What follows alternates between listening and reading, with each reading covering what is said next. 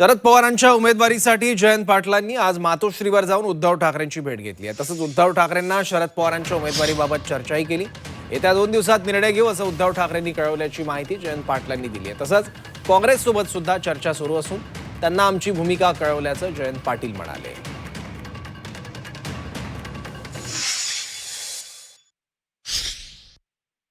महाविकास आघाडीच्या उमेदवारांच्या बाबतीत सगळ्यांनी मिळून एक उमेदवार करावा यासाठी आम्ही उद्धवजींची आत्ता भेट घेतली।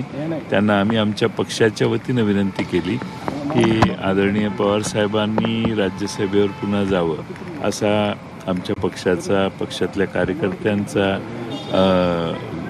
लोकसभेच्या आणि विधानसभेच्या सदस्यांचा देखील तेवढा आग्रह आहे आणि म्हणून आम्ही त्यांना विनंती केलेली आहे की पवारसाहेबांच्या साठी आपण काँग्रेस, शिवसेना आणि राष्ट्रवादी मिळून उमेदवार ठरवण्याबाबतीत विचार करावा।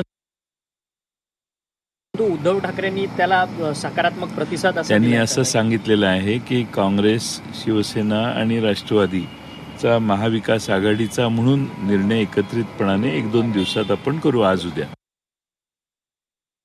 काँग्रेस पक्षाशी आमची चर्चा झालेली आहे आणि आमच्या पक्षातल्या कार्यकर्त्यांची भूमिका जी आहे ती त्यांना आम्ही कळवलेली आहे। त्याप्रमाणे आज उद्या त्या बाबतीत योग्य तो निर्णय होईल।